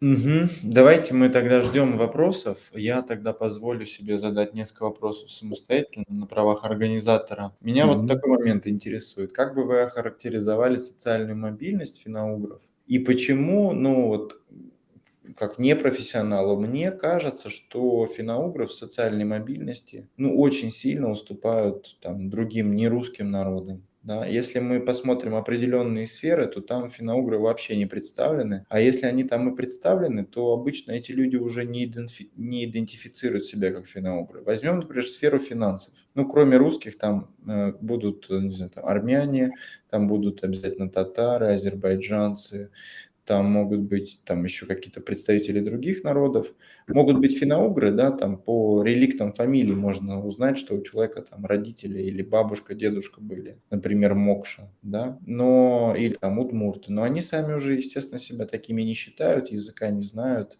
и вспоминают это как какое-то там семейное предание. Почему так? Во-первых, давай уточнимся. Что ты понимаешь под мобильностью? Потому что мобильность бывает экономическая, бывает социальная мобильность. То есть мобильностей может быть разных. Я так понял, что ты интересуешься в большей степени экономической мобильностью, так? Да, да, я думаю, подойдет именно экономическое в этом случае. Ну, экономическая мобильность, она простая в связи с неразвитостью финно-угров, как более лесных, сельских и так далее, с экономической точки зрения. Неразвитостью более крупных социальных общностей. И второе – это, в общем-то, колониальная политика, которая отодвигала вас и от власти, вернее, финно-угров, и в том числе и от денежных потоков. Вот, если так вот краткий ответ. Поэтому экономической мобильности, в том смысле, как я понял из твоего вопроса, а в принципе исторически быть не может. Поскольку нет самостоятельности и нет управленческой самостоятельности, вы же понимаете, что власть и деньги, они, в общем-то, тесно взаимосвязаны, они коррелируют друг с другом. И не надо питать таких иллюзий, что на мелком производстве мы каким-то образом разовьем. Каким образом в республике могут появиться крупные, скажем так, капиталисты в хорошем смысле, поскольку у этих людей нет провластных рычагов. И не может быть. Тем более, когда, я вам больше сейчас скажу, что мы даже территориальной власти уже не имеем с точки зрения экономической. Кто такие присылаемые главы регионов? Это же люди, которые перераспределяют экономическую собственность. Все, больше они ничего не делают. Поэтому это те очень тесные, взаимосвязанные вопросы. И первое, конечно, это на периоде так называемого добровольного вхождения, это так называю, в данном случае экономически те регионы были менее развиты, чем метрополия. Я подчеркиваю, метрополия, а не то, что окружает ту же самую метрополию. Ну, скажем так, ну, сейчас даже обратитесь. Вы заедете за Москву, что вы увидите? Вы увидите то же самое примерно, что увидите в других регионах. Поэтому это в большей степени даже вопрос не национальный, а вопрос, опять же, связанный с метрополией, распределением полномочий и всего остального, или той же самостоятельности, если хотите. Да? Теперь другой вопрос. Как быстро, как и, допустим, те же финно-угорские народы могут, так сказать, в этом плане с точки зрения экономической мобильности продвинуться. Понятно же. Когда вы будете самостоятельны, и в данном случае национальность не будет играть больших вопросов, будет определять территориальная совокупность или та структура экономики, которая у вас есть. Например, я подчеркиваю всегда, что для республики Коми нефть с газом были большой бедой. И опять же я возвращаюсь к воспоминаниям о своем отце, когда мы говорили, он мне сказал так: вот послушай меня. Он достаточно развитый был, не то что развитый, он работал в соответствующих структурах. Сказал, что через 30 лет у нас не останется нефти и газа. А нефть с газом, как и любые вещи, которые приносят мгновенный доход, они являются предметом в том числе и борьбы за власть. Ну и что сейчас мы имеем в республике? Мы фактически в республике уже газ не добываем и фактически перестаем добывать нефть. У нас только остался Усинск как некий хаб, который связан с Ненецким и Ямало-Ненецким округами. И, естественно, следующая ситуация. Это плохо, с одной стороны, а с другой стороны хорошо. С точки зрения национальной хорошо, поскольку многонациональное население уезжает из региона в первую очередь. А дальше вы хотите или не хотите, экономикой придется заниматься. И вот отсюда вы будете очень быстро развиваться. Вот и все. То есть в данном случае есть у вас возможность к экономической мобильности или нет? Это по-крупному. Вот и все. Поэтому да, такова ситуация с одной стороны, но с другой стороны я вот смотрю на развитие сейчас Кировской области, которая была бедная. И когда мы проводили опросы, значит, мы сравнивали, например, ну так задавался по-другому несколько вопросов. Все отвечали, и русские, и коми, что у нас жить в республике вообще хорошо, замечательно и так далее. По сравнению с другими регионами это все фигня. А сейчас все повернулось наоборот. Даже Кировская область, да, еле-еле выжила на сельском хозяйстве, но она хотя бы стала развиваться. И там, в общем-то, скажем, территориальный компонент, или, ну, пускай его назовем, коренной компонент в экономике стал преобладать. Но в более мелкой экономике, в более-менее доходной. Поэтому в данном вопросе, в том числе и в национальном вопросе, надо учитывать и, так сказать, экономическую составляющую, о которой я хотел сказать. Вот первое. Какова тенденция? Когда в 2006-2007 годах мы изучали этот вопрос, например, была такая ситуация, что с точки зрения, потому что мы не изучали, например, вопрос о том, вот, ну, у нас там, допустим, в Республике Коми средняя зарплата была там 40 тысяч, а там в Республике Марий-Эл в лучшем случае 1015. Ну, я сейчас не помню точные цифры, но на порядке выше. Потом заработная плата отличается в нашей республике тоже, да, в нефтедобывающей транспортной промышленности, ну, которая транспортирует природные ресурсы. Там зарплаты вообще неимоверные. И зарплаты там в сельском хозяйстве, например, или пенсии. Это две большие разницы. Ну, а сейчас и в данном случае, поскольку нет дохода, у нас самый такой вопиющий пример – это Воркута. Все, там нет, даже не Воркута, есть рядом еще город Инта, там не столь ценные угли, потому что Воркута еще живет за счет коксующегося угля, который поставляется в Череповец. Еще там что-то живет, но он умирает. Люди отсюда, из республики уезжают. Экономика изменилась. Угля стало меньше надо. А Инта вообще фактически умерла, поскольку там добывался уголь чисто для сжигания, для обогрева. То есть он не столь ценный.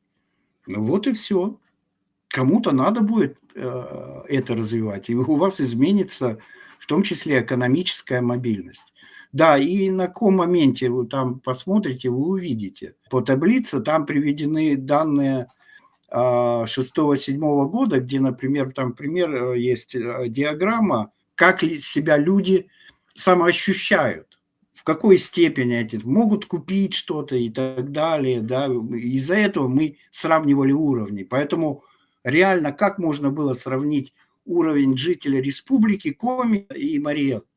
Невозможно, потому что разные экономические условия. Поэтому и с точки зрения богатства, это что же такое? Ведь любой олигарх вам скажет, что я обеднел. Бедный я, денег не хватает на прислугу. Это ж об этом эти примеры. То есть это такие относительные понятия, которые, в общем, достаточно сложно изучать. Вроде как бы они видны, но на самом деле изучать их достаточно сложно. Вот, ну и сейчас, то есть там данные такие, что в большей степени коми были как бы отнесены к более, ну, с экономической точки зрения, с экономической стратификацией, а мобильность всегда зависит от стратификации, то есть из какой страты мобильность, она ведь заключается в чем? Из какой страты вы в какую страту передвинулись в течение своей жизни. Вот. Если раньше была значительная разница между экономическими стратами, скажем, русских и коми, то теперь они выровнялись, они выравниваются. А беда вся эта, беда заключается в нашей сырьевой зависимости. Я всегда вспоминаю очень хорошую песню Шевчука и ДДТ. Слова точно не воспроизведу, но смысл такой. Когда мы выпьем всю нефть и выкурим весь газ, тогда мы будем дружно жить с тобой. Более того, с экономической точки зрения сырьевой ресурс, он развращает население. В свое время я спорил с первым замглавой, который отвечал за экономику у нас, который сказал, и тогда большая часть налогов оставалась в республике, и республика жила, в общем-то, очень красиво, скажем так. Он сказал: слушай, а что мы мучаемся? Давай мы сельским нашим жителям, поскольку коми там много, просто будем раздавать деньги.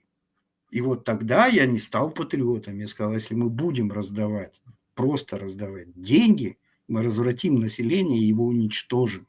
Поэтому вот эта сырьевая зависимость, с которой, так сказать, мы спокойненько жили более-менее нормально в начале 2000-х годов, ну пускай до 2010 года и чуть далее, она, в принципе, людей и развратила. А что заниматься-то? Чего крутиться? Это, конечно, касается всех, но в данном случае, что касается финно-угров, стартовые условия. И потом, вы же понимаете, сейчас зарабатывают много денег те, которые сидят на финансовых потоках. Вот и пролезь к финансовому потоку. Спасибо большое. Ждем вопросы тогда. Выше пару вопросов. Окей, да, действительно, вопрос был такой.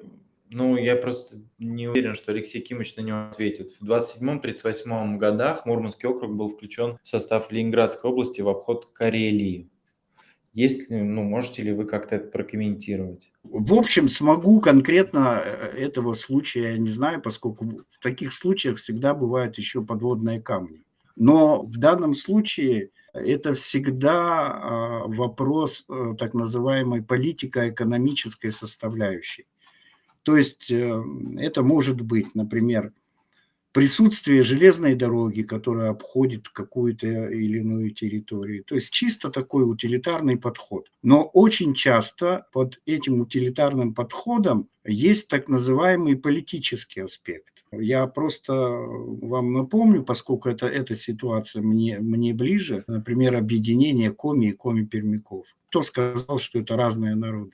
Основной причиной необъединения была простая причина, что нет дороги.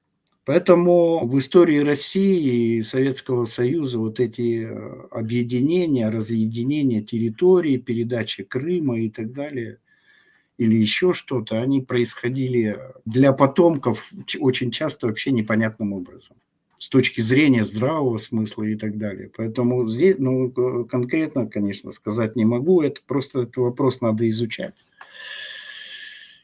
Вот с точки зрения экономики, посмотрите слайд достаточные, обеспеченные, необеспеченные, средний класс и так далее. Там, Ага. Сейчас вот это я найду. значит,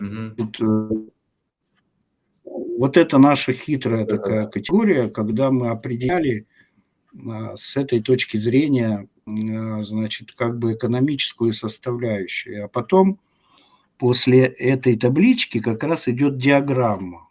Как раз идет диаграмма, которая давала результаты того периода. Вот это и есть экономическая стратификация.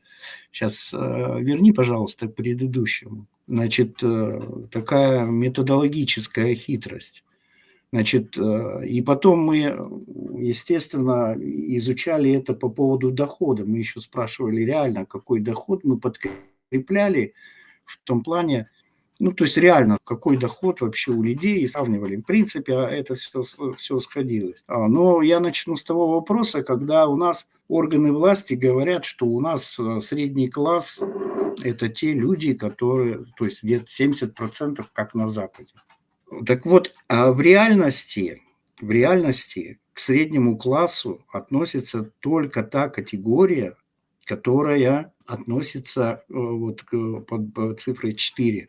Вернее, даже цифрой 5. Это средний класс в своем понимании плюс другие. То есть по всем исследованиям, которые мы проводили, от 15 до 20% у нас средний класс реально.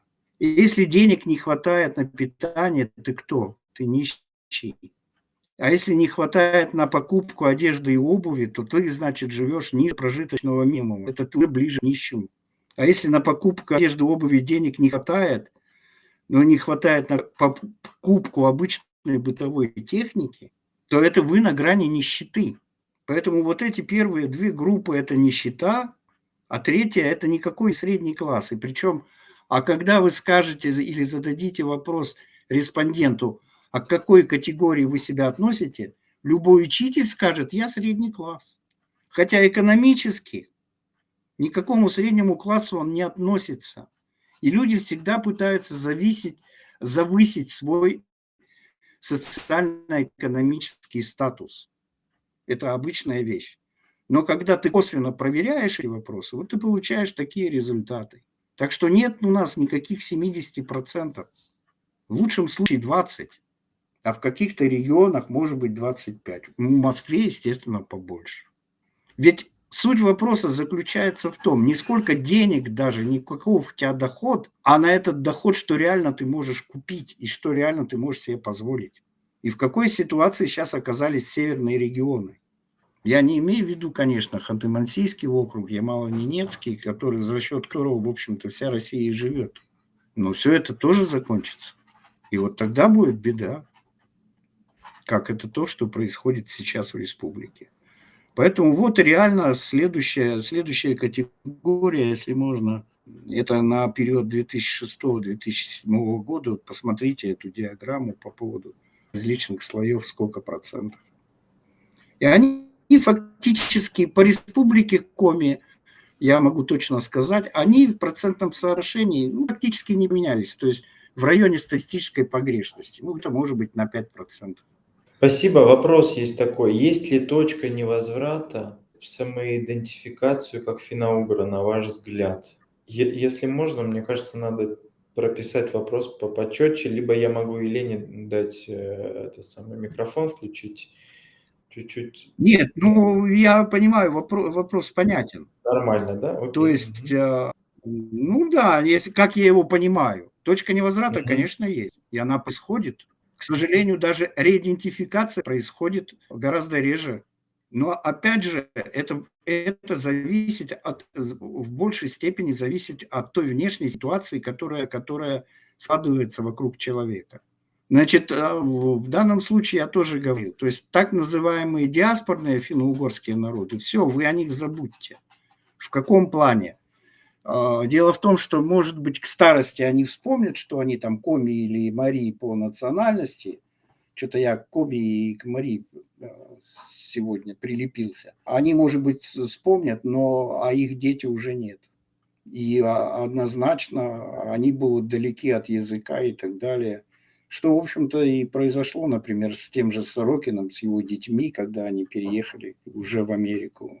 Так что такова ситуация. Просто в данной ситуации всегда же можно сделать вывод. Это государственная политика. И идентификация – это тоже в большой степени внешний фактор. Вдруг ни с того ни с сего тебе вдруг становится стыдно быть коми. А с чего это начинается? Потому что тебя комиком обозвали в детском суду или где-то еще. Все, в общем-то, ведь по большому счету просто. Значит, в данном случае это иерархия, то есть это иерархия власти и подчинения. То есть если ты относишься к более крупной нации, которая имеет больше, так сказать, экономическое и социальное прав и занимается управлением, естественно, ты ниже статусом. А кто хочет быть ниже статусом? Или, проще говоря, когда мы говорим об экономической стратификации, что все хотят быть нищими, что ли? В общем, да, так что в этой ситуации, да, этих случаев, скажем, окончательной потери, а иначе бы и ассимиляционных процессов бы не было. Это, к сожалению, естественная ситуация. Если я Спасибо. правильно понял вопрос. Спасибо. К следующему вопросу. Вопрос информационного контента и стильности для молодежи. У нас сохранение культуры меньшинств обычно превращается в этнографический заказник. Кто захочет в такой парадигме жить? Но, увлекаясь модернизмом, мы теряем идентичность. Есть ли перспектива традиционных культур вне деревни без угрозы ассимиляции? Так, это очень многоаспектный вопрос. Немножко я плохо услышал. Повтори, пожалуйста, начало вопроса. Вопрос, вот как сформулировано, информационного Слышишь меня? контента и стильности для молодежи. У нас защита от Что молодежи? ну, как бы стильности для молодежи. Как решать Ага, вопрос стильной подачи нашей традиционной ага. культуры, нашей национальной культуры для молодежи, так, чтобы эта культура могла конкурировать там с какой-то современной культурой или с культурой большинства. Как делать так, чтобы она не была, все не превращалось в какую-то вот музейную такую практику и так далее. Но как если, сделать ставку на какую-то модернизацию культуры, как при этом не потерять ее аутентичность? Вот такой вопрос. Ага. Вы знаете, вот этот вопрос есть сейчас, ну, относительно новое направление, в том числе социологии, которое называется постколониализм. И особенно он развит в Латинской Америке и как раз связан с обретением и приобретением культуры. Первое, просто из фактов. Обратите внимание, что вот эти наплывы к этнической культуре, причем модернизированной культуре, они ведь происходят во всем мире. То есть к этничности и чужой этничности возвращаются достаточно часто. Я думаю, что то, что сейчас происходит, ну, во-первых, есть ведь два подхода. Так называемый, опять же, политический, я все на политику вас свожу, потому что ну, политика общественная такая тенденция национально-культурной автономии. Очень многие понимают автономию не как самоуправление в большом смысле, а понимают автономию с точки зрения культуры. То есть вот у вас бабушки поют, и это замечательно. Значит, вы развиваетесь. Все это фигня. Это как раз есть, скажем, некое подавление или даже не подавление, а, скажем, увод ситуации в некую патриархальность, так называемую, она может быть и не патриархальной на самом деле, но в некоторое то, что в принципе как бы не развивается. С точки зрения, например, я всегда поддерживал и так далее. Например, вот у нас в свое время выпустили диск коми-песни в современном стиле. Ну, какая популярность была вообще громадная. Потом у нас есть художники, которые творят в неком модернистском варианте. И я подчеркивал в начале своего выступления о том, что в любом случае люди будут ориентироваться на дифференциацию, будут каким-то образом отличаться. И это в культуре ведь очень сильно появляется. А куда вы обратитесь? Вы что, выдумаете какую-то новую, что-то новое, что, в общем, до вас никто не изобретал? В современном обществе это практически не происходит. Происходит адаптация каких-то культурных элементов прошлого с настоящим. Это и есть модернизация, в том числе культурная модернизация. Такие зачатки есть, и не то что зачатки, а такие процессы ведь и происходят во всех фактически регионах. В Удмуртии, вот, например, кстати, я иногда с большим удовольствием покупаю, значит, их продукцию, скажем так, поедальную продукцию и так далее. А что это? Вот. Единственное, что пельмени, финно-угорская еда, это же понятно, да? Но вот как бы, что переизобрести пельмень, почему, в принципе, возможно. То есть этот процесс, я считаю так, что он идет, и он не может не идти. Он в принципе. Другой вопрос, насколько мне, скажем так, лично мне нравится, каким образом он идет. Мне бы хотелось, например, больше, скажем, современных элементов в национальной культуре. Меня даже человека уже с возрастом, ну, абсолютно ну, скажем так, посиделки уже не привлекают. С точки зрения музейности, да. Вот, кстати, я сейчас покажу, я сейчас тут приобрел. Вот у нас стали выпускать вот такие футболки. Это, с одной стороны, пермский звериный стиль, и это все наши молодые, ну, так называемые молодые художники, да. Вот, и это направление, в общем, достаточно мощно развивалось как раз в конце, ну, даже в середине 90-х годов. То есть к этничности в культуре люди все равно будут возвращаться. В общем-то, эти процессы происходят. С другой стороны, да, я полностью согласен.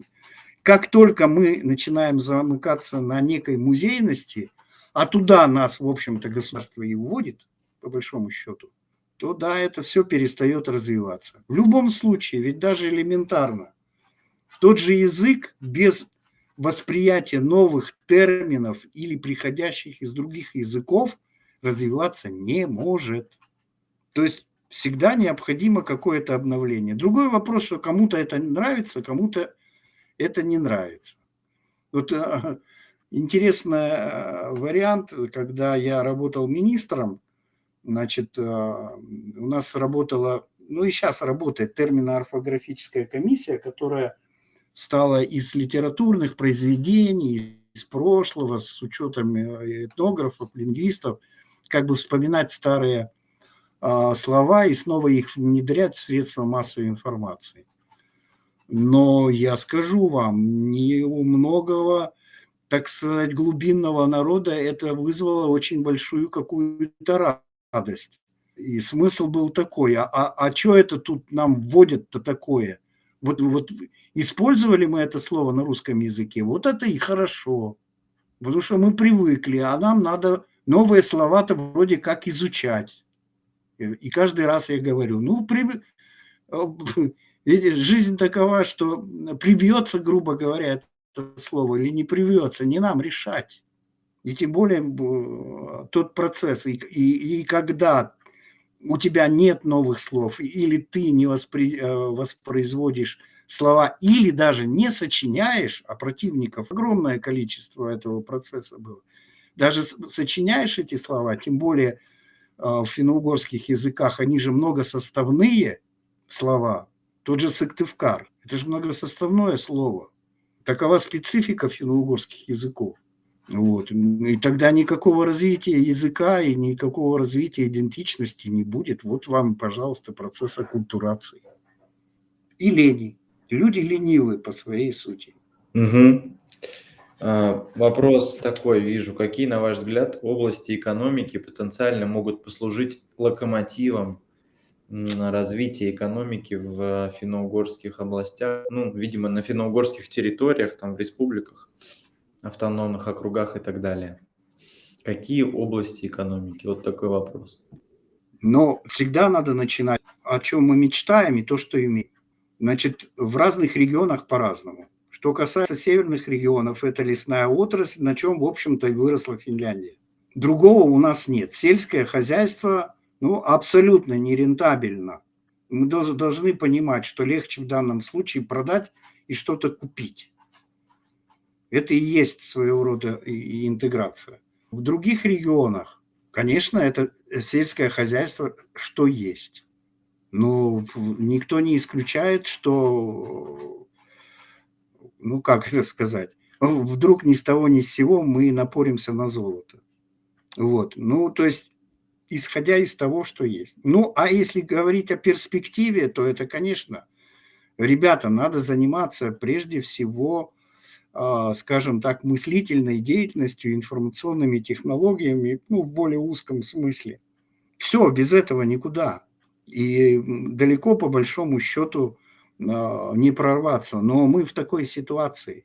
Мы в ситуации внутреннего колониализма, когда добывалось то, что было ценно, и развивалось более-менее то, что было ценно. Сейчас развиваются северные регионы, скажем так, северо-западные и юго-восточные, те, которые вокруг Уральских гор. Но нефть-то уходит дальше в Арктику.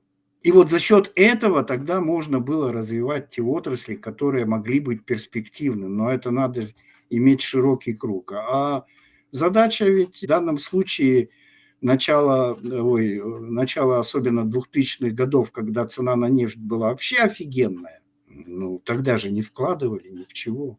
Образование. Вот образование может развиваться, я имею в виду образование в широком смысле, потому что и на образовании ведь тоже можно зарабатывать деньги в современном обществе. Так что вот так. То есть первое, надо иметь действительное, второе, надо мечтать о желательном. Вот. Поэтому здесь у разных регионов могут быть разные условия. Я о чем говорил, Кировская область, но она и на лесном хозяйстве тоже, так сказать, но она себя из абсолютной ямы все-таки вытащила. Я не скажу, что там стали жить замечательно. Нет, они все равно беднее, чем Республика Коми. Поэтому я, например, туда приезжаю как вообще богач. Вот. Но, с другой стороны, вы должны понимать, как себя человек ощущает, а не то, сколько он зарабатывает.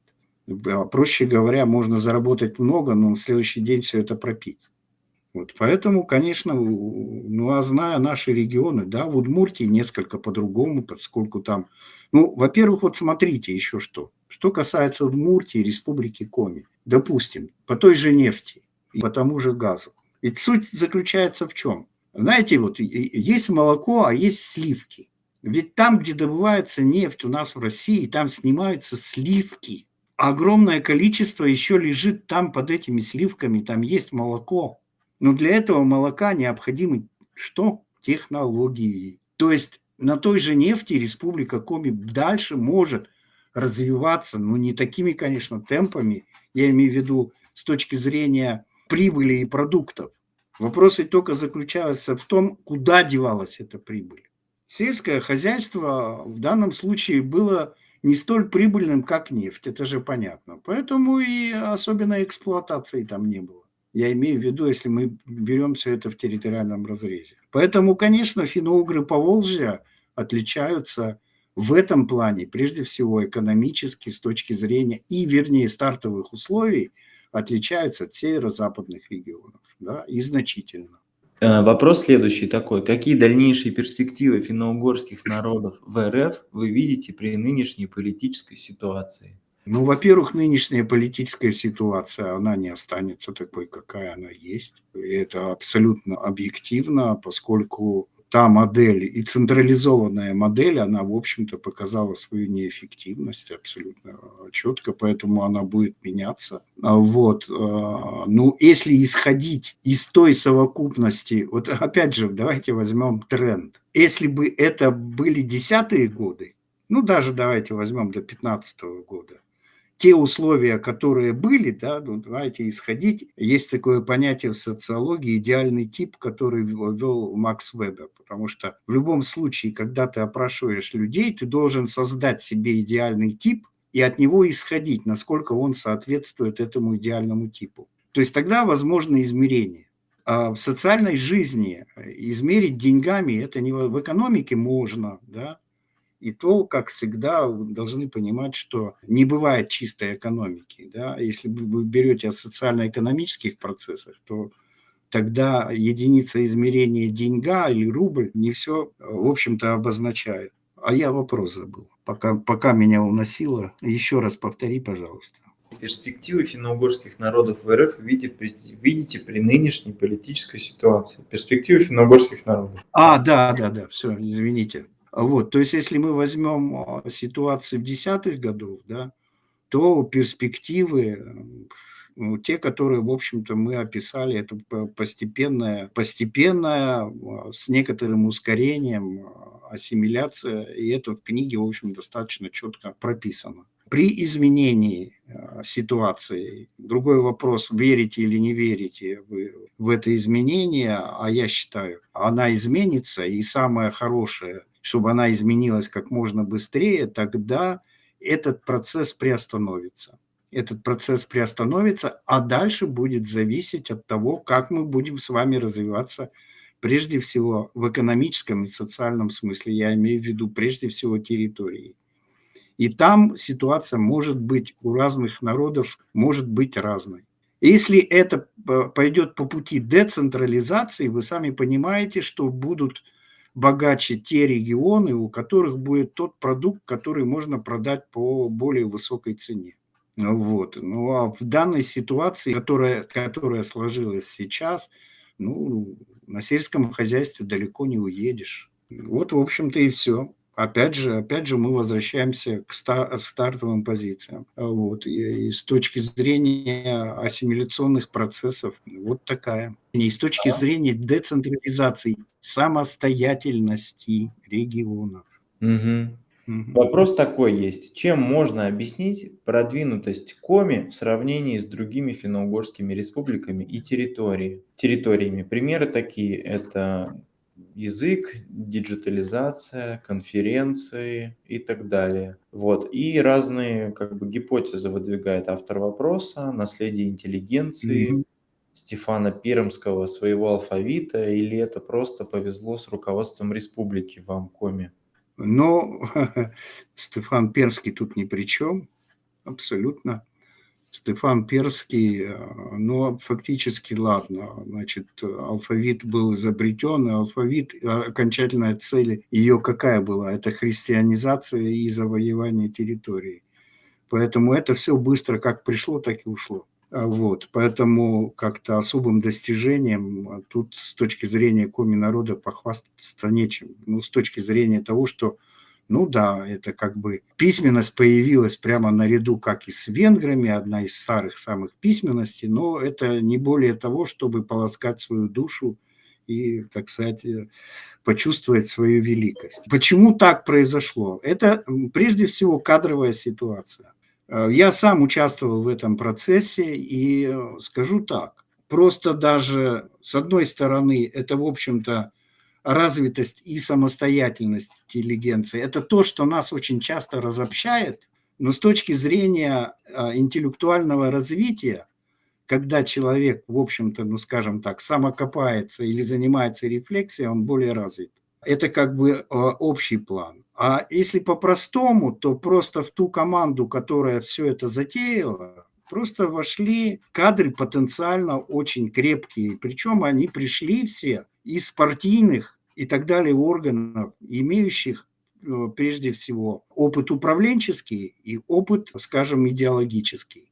Вот, в общем-то, это объяснение. Если обобщить это все, то есть это определенная развитость элит, национальных элит. Вот, в общем-то, если очень коротко. Тут можно, конечно, много факторов, да. Потом политический аспект. Здесь, ну, я скажу так, что у нас был, например, второй чрезвычайный съезд, где я выступал с недоверием главе республики. И первоначальные этапы со Спиридоновым были вообще абсолютно, как вам сказать, ну, чуть ли не убивали друг друга.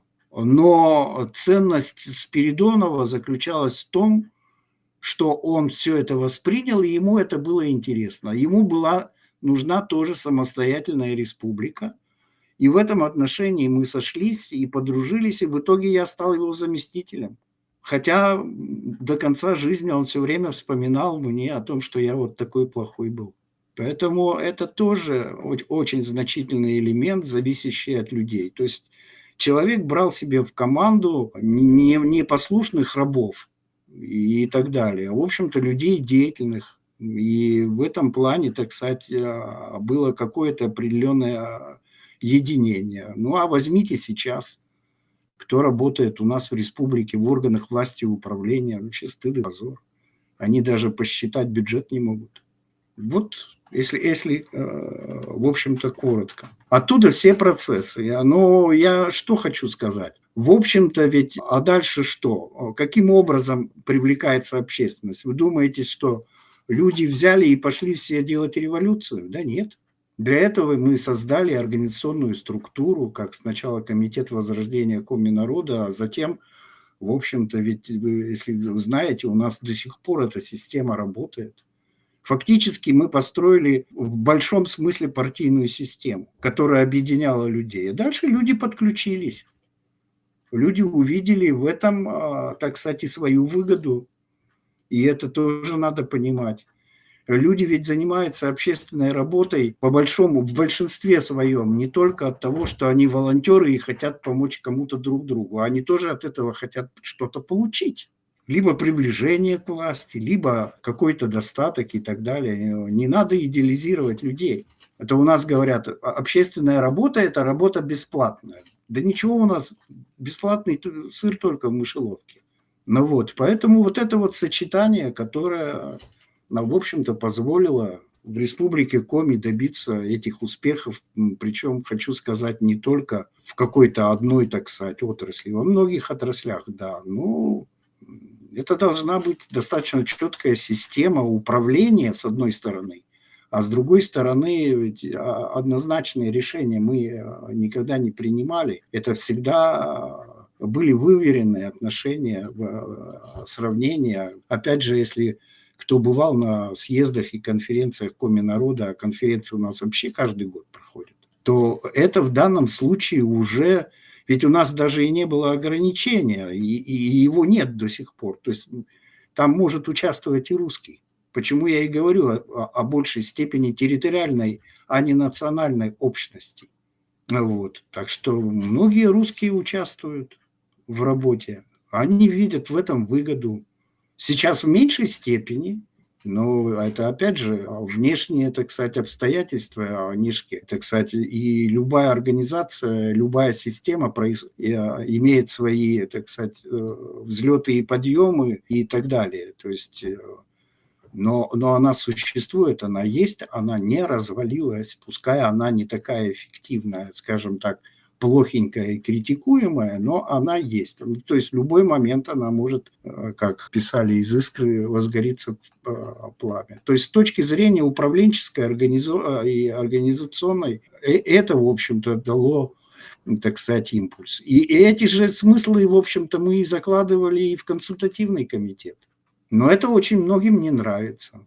Вот. И в данном случае, конечно, обидно, что Мордовия в этом смысле, прежде всего, благодаря, я имею в виду благодаря в кавычках, в общем-то, оказалась в такой ситуации благодаря своей элите. Вот. Когда элита подчинена, а не самостоятельно, вот вам, пожалуйста, разные эффекты. Есть такой вопрос, мне кажется, он немножко в сторону, но раз мы Коми-опыт сегодня обсуждаем, такой кейс Коми-республики, Коми-движения. Есть такой вопрос. Насколько, по вашему мнению, флаг Коми, ну, одна из версий флага, да, неофициальный флаг, в виде скандинавского креста социокультурно релевантен? Ну, это очень глубокий такой вопрос. Это, ну, я социолог и не могу вам сказать, нравится или не нравится. В любом флаге заложена некая концепция, так?